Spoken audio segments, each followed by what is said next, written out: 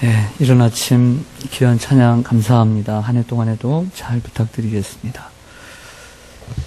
2016년 새해가 밝았습니다. 올 한 해 동안에도 이 나라의 민족 위에 그리고 몸된 교회와 여러분들의 가정과 일터위에 하나님의 은혜와 그리고 평강이 함께 하시기를 간절히 소망합니다. 우리 앞에 비디오에 서로 인사하겠습니다. 새해 복 많이 받으세요. 새해 복 많이 받으세요. 지난 9월 첫 주일부터 주일 오전 예배 시간마다 사도행전을 설교해 왔습니다. 그 첫째 시간에 9월 첫 주일에 제가 말씀드린 것처럼 사도행전이라고 하는 이러한 이름, 즉 이름은 사도와 행전이라는 두 개의 단어로 되어 있는데요. 사도란 예수님의 12제자를 일컫는 단어이고, 행전이란 행실 행자의 전기전, 행함의 기록이라는 뜻을 갖고 있습니다. 종합해 보면 사도들의 행함의 기록이다라고 말할 수가 있습니다. 사도행전의 이 헬라어 책 제목은 프락세이스 아포솔론입니다. 아포솔론이라는 말은 보내심을 받은 자라고 하는 아포솔로스의 복수인데, 이 아포솔로스는 바로 사도들을 헬라어로 아포솔로스, 보냄을 받은 자라는 뜻을 가지고 있습니다. 그러니까 사도들이라는 뜻이죠. 프락세이스는 행함, 행위, 행실이라고 하는 단어, 헬라어 프락시스의 복수형입니다. 그래서 영어 성경은 이 단어를 행동을 의미하는 단수형 act가 아닌 그 복수형 act를 쓰고 있습니다. 그래서 사도행전의 영어 성경의 제목은 사도행전의 사도라고 하는 아포솔론을 빼버리고 보내심을 받았다라고 하는 단어를 빼버리고 행전, 행동, 혹은 행실이라고 하는 이 act를 씁니다. 그래서 이 act가 바로 영어 성경의 사도행전의 이름, 타이틀이 되었습니다. 이 사도행전은 총 28장으로 되어 있습니다. 그 내용은 우리가 지금까지 살펴보았듯이 예수님이 승천하신 후부터 120명의 성도들이 성령을 받고, 성령을 받은 예루살렘 교회가 세워지면서 그 하나님의 복음이, 예수 그리스도의 복음이 예루살렘과 온 유대와 사마리아와 땅끝까지 이르게 되는 과정을 기록해 주고 있는 것이 바로 사도행전입니다. 그러므로 사도행전의 주제 9절 그리고 중요한 핵심 성구는 사도행전 1장 8절이 됩니다. 오직 성령이 너희에게 임하시면 너희가 권능을 받고 예루살렘과 그리고 온 유대와 사마리아와 땅끝까지 이르러 내 증인이 되리라 하시니라. 이 한 구절 속에 사도행전의 전체의 내용이 담겨져 있다라고 말할 수가 있습니다.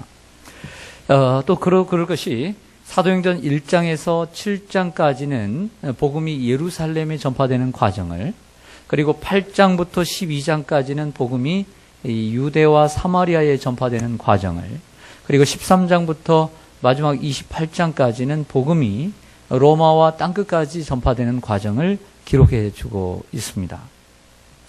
지구가 우주의 중심이자 그리고 움직이지 않는다라고 믿고 있던, 즉 천동설이 이 정설로 받아들여진 이때였기 때문에 지구의 끝은, 지구는 사각으로 되어 있기 때문에 지구의 끝은 바로 서쪽인 로마 그리고 스페인이라고 생각했던 때이기 때문에 그때 당시에는 땅끝이 바로 스페인이라고 생각을 했습니다. 그래서 바울은 그곳까지 가게 되었죠. 하지만 바울이 생각하던 끝은 거기였지만 끝은 거기가 아니었습니다. 그래서 계속해서 땅끝까지 전파되는 이러한 일들이 계속 이루어집니다. 그래서 계속되는 복음의 확장을 가리켜서 상징적으로 액츠 29라고 부릅니다. 왜냐하면 복음의 이러한 확장의 여정이, 땅끝까지의 여정이 사도행전 28장에서 끝나는 것이 아니라 계속되고 있다는 의미로 액츠 29 이렇게 부르게 된 것이죠. 그래서 우리는 사도행전 29장을 써내려가고 있다라고 표현을 하고 있습니다. 복음주의 신학자였던 존 스토트는 이런 말을 했습니다. 사도행전, 즉 액츠는 오래전에 완성되었다. 그러나 예수님을 따르는 자들의 행전, 액츠는 세상 끝날까지 계속될 것이며 그들의 말은 땅끝까지 퍼져나갈 것이다 라고 말했습니다. 그렇습니다. 베드로와 바울의 행전은 끝이 났지만 우리들의 행전은 지금도 계속되고 있습니다. 그런 의미에서 올해 2016년 우리 시온산교회 올해 표어는 여기 위에 헌수막에 있는 것처럼 액치 29 사도행전의 역사를 이어가는 교회라 이렇게 정했습니다. 올해도 주일 오전 예배 시간마다 사도행전을 계속해서 전하게 될 것입니다. 이 시간마다 말씀을 들으면서 여러분들의 마음이 뜨거워지고 몸이 뜨거워지고 성령의 충만함을 입게 되기를 원합니다. 모든 교회들은 사도행전을 동경하고 그리고 담기를 원합니다. 우리 교회도 초대교회를 담고 그리고 초대교회 영성을 회복하는 우리 교회가 되기를 원합니다. 제가 자주 말씀드렸듯이 사도행전 속의 제자들의 모습이 아닌 사복음서 속의 제자들의 모습이 아닌 사도행전 속의 제자들의 모습으로 나아가기 위해서는 우리가 성령의 능력을 힘입어야 하는 것입니다. 초대교회 성도들의 열정과 비전과 권능을 회복해서 우리들도 그냥 뜨뜻미지근하게 주님이 싫어하시는 미지근한 성도의 삶이 아닌 뜨거운 너희들이 차갑든지 더 뜨겁든지 하라 했는데 내가 미지근하여 너희를 내가 내치리라 했는데 이 말씀을 기억하고 우리가 뜨겁게 주님을 섬기는 한 해가 되기를 소망합니다. 여기서 꼭 짚어보고 싶은 내용이 있습니다. 즉 성령이 임하고 이 성령의 주도적인 사역으로 말미암아 복음이 예루살렘에서 유대로 사마리아로 땅끝까지 복음이 전파된 것은 사실입니다. 그래서 어떤 이들은 사도행전의 진정한 타이틀은 사도행전이 아닌 성령행전이라고 정해야 된다라고 주장하는 이들이 있습니다. 그만큼 사도행전을 이끄는 이는 바로 성령 하나님 이름을 우리는 믿습니다. 그래서 사도행전은 사도행전이라고 부르는데 하지만 그 성령은 분명히 서등 성령의 주도적인 역사가 있는 것은 사실이에요. 하지만 성령은 혼자 일하시지 않고 성령을 주어 성령이 충만한 성령이 넘쳐나는 사람들을 통해 이 복음 사역을 땅끝까지 복음 사역을 이끌어 가신 줄로 믿습니다. 그래서 그들은 성령의 힘에 압도되어 하나님의 은혜의 복음을 증거하는 일에 자신의 목숨을 조금 더 귀한 것으로 여기지 아니하는 사람들을 통해 세계 복음화를 이끌어 가셨습니다.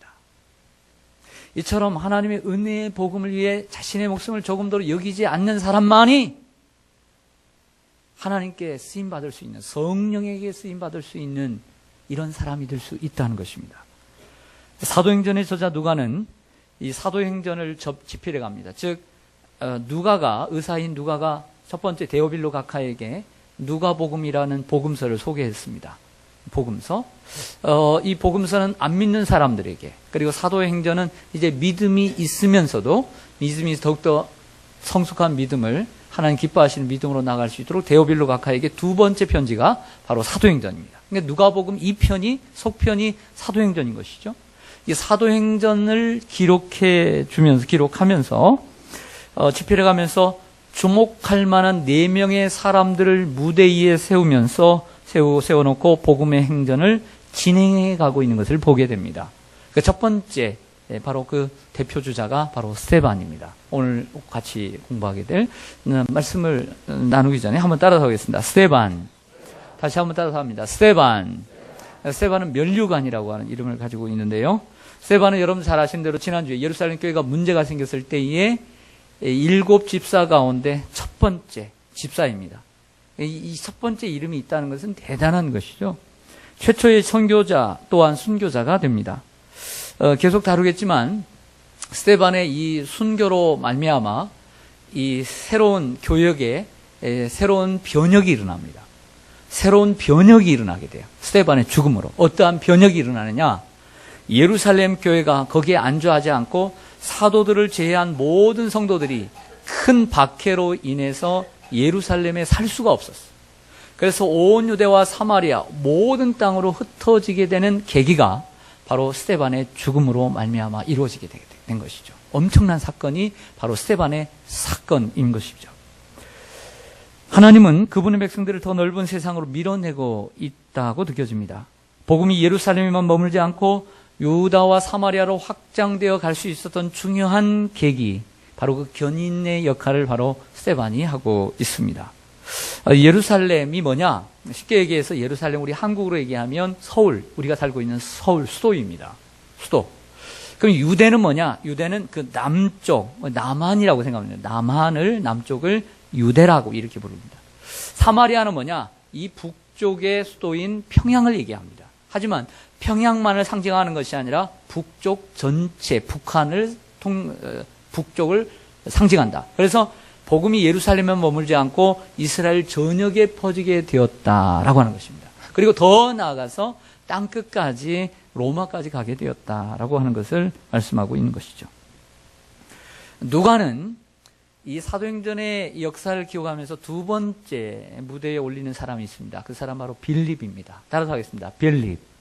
빌립도 초대교회 7집사 가운데 두 번째 집사입니다. 빌립도 집사입니다. 근데 이 빌립은 어떤 역할을 하냐면 사람들에게 천대받고 무시받고 경멸받던 사마리아 사람들에게 가서 최초로 복음을 전한 전도자입니다. 그리고 아프리카 이디오피아 네시에게 복음을 전해서 그에게 세례를 베푼 증인이 바로 빌립입니다. 그 빌립의 사건은 사도행전 8장에 기록되어 있습니다. 즉 빌립을 통해서 사마리아의 복음이 전파되는 계기가 된 거죠. 세 번째 인물이 있습니다. 그는 베드로입니다. 따라서 하겠습니다. 베드로. 바울이 이방인의 사도라면 베드로는 유대인의 사도죠. 베드로는 예수님의 첫 번째 수제자입니다. 대단한 역량을 가지고 있는 예루살렘의 지도자이기도 하지요. 이 베드로는 이 유대인의 사도라는 이름에 걸맞게 유대의 복음을 전하는 일에 쓰임받습니다. 그래서 사도행전 9장, 10장, 그리고 11장에 이르기까지 온 유대의 복음을 전하는 이러한 사명을 갖고 있는데 누가는 그를 무대의 한 중앙에 올리게 됩니다. 마지막 네 번째로 하나님 앞에 쓰임받은 사람, 무대에 오른 사람은 누구냐면 사울입니다. 따라서 하겠습니다. 사울은 교회를 핍박하던 인물이었습니다. 다메섹 도상에서 예수님을 만나게 되었고 그 회심과 동시에 이방인의 사도로 부름을 받게 되었습니다. 부름을 받은 사울은 많은 시간에 걸쳐 연단을 받은 후에 훈련이 된 후에 구브로 사람 바나바와 함께 1차 선교여행, 구브로와 소아시아를 돌아서 1차 선교행을 마치죠. 2차 선교행 때 헤어지면서 실라라고 하는 로마 사람과 함께 소아시아와 마케도니아, 아가야, 그리스를 선교하게 됩니다.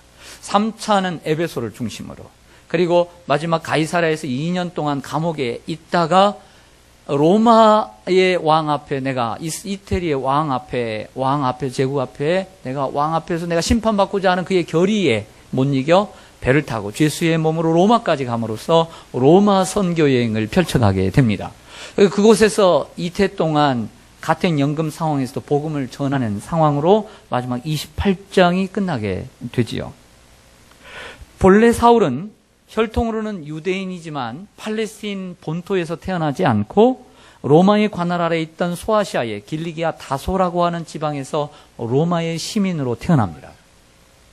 그리고 그는 로마의 사람으로 자라나지만 시민권으로 자라나지만 유대인이었습니다. 그러다 보니 그는 태어나면서부터 유대식 이름과 그리고 로마식 이름을 두 개를 가지고 있었던 것입니다. 예를 들어 나의 아버지 어머니는 우리 한국 사람인데 이민을 왔어요. 그래서 미국의 캘리포니아에서 나를 낳았습니다. 저는 미국 국적으로 시민권자가 된 것이죠. 그러나 미국의 이름이 있다고 하십시다. 제가 폴이나 제가 존이라고 하는 이름을 가지고 있다고 했을 때 우리 부모님은 저에게 우리 한국식의 이름을 지어줄까요? 안 지어줄까요? 지어주게 되는 것이죠. 그래서 사울은 바로 이 유대식 이름이고 그리고 바울은 로마식 이름인 것입니다. 사울이 변해서 바울이 된 것이 아니라 동일한 태어날 때 두 개의 이름을 가지고 있었던 거죠. 바나바와 다릅니다. 바나바는 원래 이름은 요셉이었습니다. 그런데 그가 하도 사람들을 위로하고 권면하는 일을 너무나 잘하기에 그 이름보다는 바나바라고 하는 이름이 좋겠다. 그래서 위로의 아들이라는 뜻으로 바나바라는 이름을 별명을 지어준 것이죠. 이 차원은 다른 거죠. 사울은 유대식, 즉 이 히브리식 이름이고 그리고 바울은 헬라식 이름이 되었던 것입니다. 그래서 사도행전을 읽다 보면 사울이 등장하면서 처음에는 사울이라는 이름을 누가가 기록하다가 이방인들에게, 즉 로마의 식민지 치하에 있는, 로마의 관할 아래에 있는 지역으로 복음을 전하는 사도행전 13장 13절을 기준으로 그의 이름이 바울로 표기되고 있는 것을 보게 됩니다. 아마 바울은 로마의 행정지역인 이방세계에서 복음을 전하기 시작하면서 유대인 이름인 사울보다 로마 이름인 바울이 더 적합하다고 생각했던 것으로 보입니다. 사도행전의 절반 이상이 이 바울의 1차, 2차, 3차 그리고 로마 선교 여행을 기록해주고 있습니다. 이 바울이 전한 복음은 당시 땅끝인 로마에까지 복음의 여정을 기록해주고 있는 것이죠. 자, 종합해 보겠습니다. 여기서 소결론. 자, 이를 종합해 보면 사도행전은 예루살렘과 온 유대와 사마리아와 땅끝까지 복음을 전하는 것입니다. 이것이 사도행전인데 성령의 충만을 받고 이러한 네 가지 사역을 위해서 누가는 4명의 사람들을 무대에 오르고 있다. 예루살렘을 위해서는 스데반을, 그리고 유대를 위해서는 베드로를, 그리고 사마리아를 위해서는 빌립을, 그리고 땅끝을 위해서는 바울을 그 대표 주자로 이 사도행전의 무대 위에 세우고 있는 것을 보게 됩니다. 그리고 사도행전 29장을 써 내려가는 그 다음 대표 주자는 누구일까요? 바로 여러분입니다. 스탠바이. 뛸 준비가 되셨습니까? 네? 준비하십시오. 스타트. 우리는 출발해야 될 줄로 믿습니다. 오늘은 제가 이제 일부는 이처럼 사도행전의 전체적인 윤곽을 여러분들에게 다시 한번 설명하면서 오늘은 스데반의 앞부분만을 제가 다루고자 합니다. 스데반은 순교하게 되고 사도행전 7장에서 공회 앞에서 설교를 합니다. 설교가 아닌 답변을 하면서 설교가 들어가죠. 그래서 사도행전 7장의 마무리에서는 그가 예수님처럼 죽어가요. 돌에 맞아. 순교하게 되죠. 근데 오늘 본문은 뭐냐? 6장 후반절은 스데반이 왜 잡히게 되었으며 어떻게 공회 앞에 서게 되었는지, 어떤 제목으로 서게 되었는가에 대한 과정을 기록해주고 있는 것입니다. 저는 오늘 이 본문을 다루고자 합니다. 저는 지난 주일에 송년주일 그리고 평신도 지도자를 여러분들에게 유인물로 나눠드리면서 임명하면서 새 시대의 일꾼이라는 제목으로 말씀을 전했습니다. 즉 초대교회가 문제가 생겼을 때에 자기들의 역할을 감당할 수 있는, 사도들을 대신할 수 있는, 구제일을 할 수 있는 사람의 그 자격을 얘기하면서 오늘은 믿음이 있어야 된다. 아무리 세상적으로 똑똑해도 믿음이 없는 사람은 세워서는 안 된다. 성령의 충만함을 입을 때 누군가를 뜨겁게 해줄 수 있다. 세 번째는 사람이 모인 곳이기에 지혜로운 지도자가 돼야 된다. 그리고 칭찬 듣는 사람이 돼야 된다는 메시지를 정했습니다. 생각나십니까? 네. 고맙습니다. 기억해 주셔서. 그런데 오늘 다시 한번 스데반 한 사람을 설명하면서 누가는 또 다른 4개의 단어를 사용하고 있는데요. 바로 8절과 10절입니다. 한번 보실까요? 8절 보시면 스데반이 무엇과 무엇이 충만하여 은혜와 권능이 충만하여, 이 단어가 새롭게 등장합니다. 큰 기사와 표적을 민간에 행합니다. 10절로 갈까요? 논쟁할 때에 스데반이 무엇과 무엇으로 말함으로, 지혜와 성령을 말함으로 그들이 능히 당하지 못함이라. 놀랐습니다. 앞에 4가지가 있었지만 그 4가지에 더불어서 은혜와 권능, 지혜와 또 성령이 충만했다. 그래서 한 번 더 한 단계 업그레이드된 훌륭한 사람으로 표현을 해주고 있는 것을 보게 됩니다. 사랑하는 성도 여러분, 그리고 스데반에게는 기사와 표적, 즉 병고침의 능력도 나타났던 것 같아요. 얼마나 큰, 이분이 집사님이에요. 집사님. 누구라고요? 집사님. 여러분들과 같은 집사님이에요. 오늘 중요한 계기가 되는, 공회 앞에 잡히게 되는 계기가 되는 9절을 한 번 더 읽어보겠습니다. 9절 보시면 이른바 자유민들, 구레네인, 알렉산드레인, 길리기아와 아시아에서 온 사람들의 회당에 어떤 자들이 일어나 스데반과 더불어 논쟁할세. 10절에 스데반이 지혜와 성령으로 말함을 그들이 능히 당하지 못하여, 11절 사람들을 매수하여, 사람들을 뭐 했다? 매수했다. 말하게 하되 거짓 증인, 중상무략 했다는 거죠. 거짓 유포. 이 사람이 모세와 하나님을 모독하는 말을 하는 것을 우리가 들어노라 하게 하고 백성과 장로와 서기관들 누굴게야? 이들은 바로 사내들인 공의회 회원들입니다. 이들을 충동시켜 와서 잡아가지고 공의회에 넘기게 되는 거죠. 또한 거짓 누구들을 세워요? 거짓 증인들을 세우니 이르되 이 사람이 이 거룩한 곳 이 성전입니다. 율법을 거스려 말하기를 마지 아니하는도다. 그의 말이 이 나사렛 예수가 이곳을 헐고 성전을 헐고 또 모세가 우리에게 전하여준 규례 율법을 고치겠다 함을 우리가 들었노라 하거늘 공회 중에 앉은 사람들이 다 스데반을 주목하여 보니 그 얼굴이 누구의 얼굴과 같더라? 천사의 얼굴과 같더라. 이런 내용입니다. 여러분 헬라파 유대인들과 히브리파 유대인들 간에 구제의 갈등이 생겼습니다. 그때에 아무래도 헬라파 유대인들 중에 칭찬 듣는 사람이 필요했던 것 같죠. 그게 바로 스데반입니다.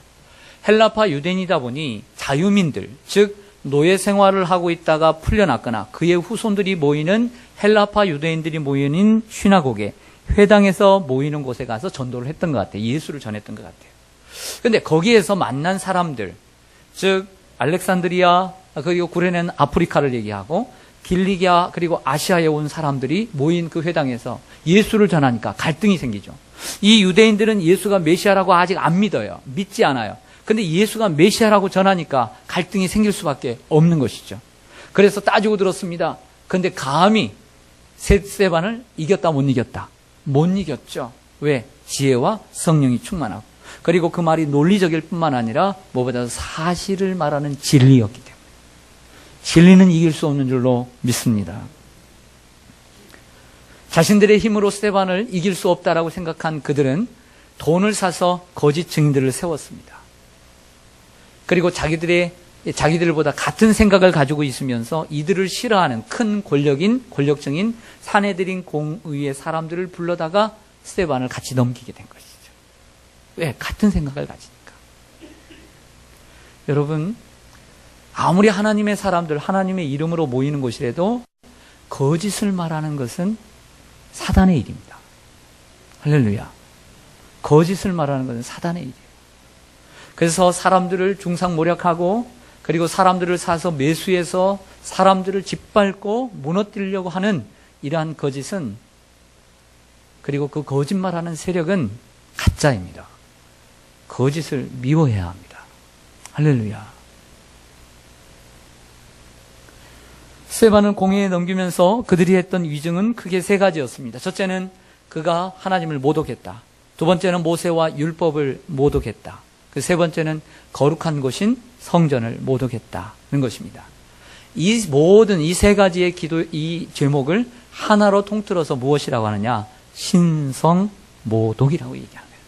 그리고 이러한 신성모독죄로 스데반만 죽은 것이 아니라 생각나는 분 한 분 계시죠? 누구죠? 예수 그리스도. 예수 그리스도 그분이 이러한 신성모독죄로 돌아가신 것이죠. 예수님도 그렇습니다. 하나님을 아버지라고 불렀어요.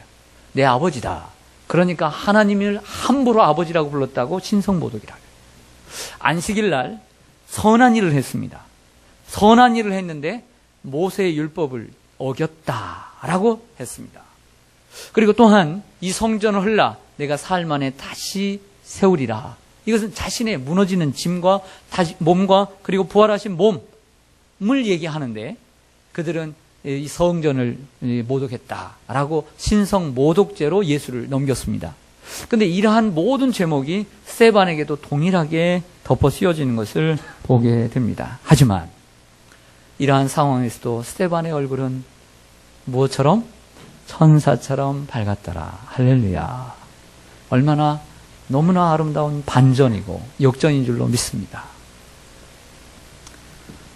그러면서 그 사도행전 7장 1절에 보면 대제사장이 묻습니다. 이 말이 사실이냐. 그래서 그 말에 대한 답변으로서 스데반이 설교를 하게 되는 부분이 이 7장입니다. 스데반은 초대교회 최초의 선교자가 되죠. 사실 사도행전을 설교를 시작할 때도 그렇고 개인적인 소감이 있다면 사도행전의 설교를 좀 하기가 쉽진 않습니다. 그 이유는 사도행전은 뜨거운 서신이고 뜨거운 역사서입니다. 제가 뜨겁지 않으면 전할 수가 없는 설교죠. 그래서 사도행전을 결정할 때도 무척 어려웠습니다. 예를 들어서 고린도전서나 문제 많고 맨날 치고받고 싸우는 교회 이야기를 다루면 좀 할만할 텐데 이 성령 충만한 이 서신을 다루려고 하니까 무척 힘들어요. 그런데 그것도 힘든데 이제 올 것이 왔습니다. 뭐가 왔죠? 스데반이 온 거예요. 스데반이 왔으니 죽을 맛입니다. 왜냐하면 너무나 스데반 앞에 설 때 정말 부끄럽고 부족하고 흉내라도 내야 될 텐데 발끝도 따라가지 못해요. 그러니까 이만한 이런 위대한 사람을 어떻게 내가 설교를 할 수 있을까? 피해가고 싶은 본문이 스데반의 본문입니다.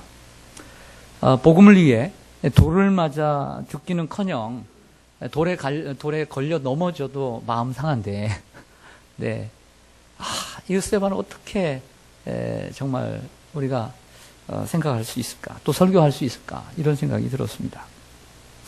제가 옛날에 우리나라가 핍박을 받을 때, 20세기 초에 핍박을 받거나 또 우리가 많이 사람들에게 무시를 당할 때, 예수 믿는다고 핍박을 받을 때, 막 가정에서 내가 혼자 교회를 다닐 때 엄마 아버지가 막 핍박을 하고 때리고 막 그럴 때, 호적을 판다 이럴 때, 이럴 때라도 제가 설교를 하면 제가 좀 당당할 텐데, 핍박이라고 하는 이 흔적도 없고 이 핍박이라고 하는 그림자도 지금 없는 이때에 잘 먹고 잘 살고 예수 믿는다고 성도들은 날 대접하고 막 이거 목사님 막 높여드리고, 제가 자격이 있겠습니까? 당당히 할 수 있는 자격이라도 있으면 좋을 텐데, 그래서 참 스데반에 대한 설교를 피하고 싶은 생각이 사실은 굴뚝 같습니다. 하지만 그럼에도 불구하고 사도행전을 우리가 같이 나눠야 되는 이러한 숙제가 있기 때문에 다루고요. 그만큼은 되지 못할지라도 또 2016년 새해를 시작하면서 우리가 스데반처럼 순교자는 되지 못하더라도 우리가 그 정신만큼은 이어받는 순교자적 삶을 우리가 살아야 된다라고 생각이 들었습니다. 순교적 삶이란 뭘까요? 순교적 삶. 우리가 사실 여러분들도 예를 들어서 핍박이 오거나 예수 믿는다고 박해가 오거나 여러분들도 아마 믿음 지키는 분들도 상당수 많을 겁니다. 우리가 그런 상황은 아니기 때문에 그렇지만 순교적 삶이란 뭘까요? 예수님을 닮아가는 삶입니다. 순교적 삶이란 예수님을 닮아가는 삶. 스데반은 예수님을 참 많이 닮았습니다. 아마 그 전의 삶도 많이 닮았으리라고 생각해요. 기록되어 있지 않지만. 그런데 오늘 말씀만 보면 그가 잡힌 이유도 예수님을 닮았어요. 그리고 잡힌 장소도 같고 죽은 이유도 똑같았습니다. 그는 죽으면서도 예수님을 닮았습니다. 죽으면서도 하늘을 바라보았고요.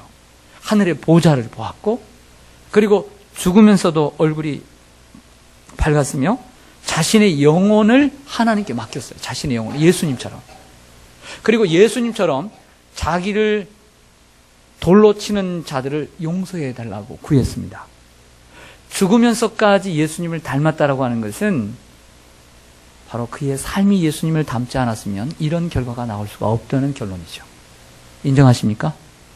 사람이 죽음 앞에서는 모든 있는 것도 버리는 때인데, 죽는 순간에도 예수님을 닮았다라고 하는 것은 그가 살아온 삶이 얼마나 예수님을 닮고자 하는 삶이었는가를 반증해주고 있다는 거죠.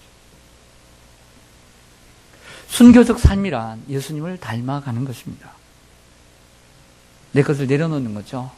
내 안에서 울컥울컥 올라오는 것마다 성령의 능력으로 지배하고 다스리고, 내 생각대로 저 사람을 어떻게 해야 되겠다라고 하는 생각이 들 때마다 이게 성령의 생각으로 다스려지고 어떻게 해야 될 것인가.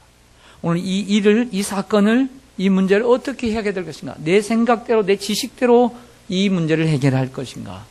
아니면 성령이 뭐라고 말씀하시는가. 주님은 어떻게 행할 것인가. 주님은 어떻게 여기서 하실까를 생각하는 것. 바로 주님을 본받는 삶입니다. 사람들은 모세를 모독했다고 위증을 했지만 시내산에서 율법을 받아들고 내려오는 모세의 그 환한 얼굴처럼 스데반의 얼굴은 천사의 얼굴처럼 밝았습니다. 변화산의 예수님처럼 스데반의 얼굴은 해와 같이 빛났습니다.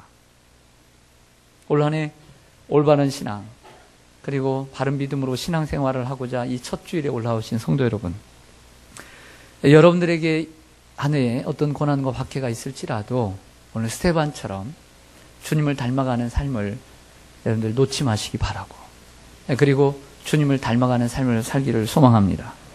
그리고 하나님 원망하거나 불평하지 말고 어떤 어려움이 있어도 하나님의 섭리를 여러분 인정하면서 액트 29 사도행전의 역사를 이어가고 사도행전의 인물들을 닮아가는 저와 여러분 되시기를 주님의 이름으로 간절히 축원합니다. 아멘. 기도하겠습니다. 우리 잠시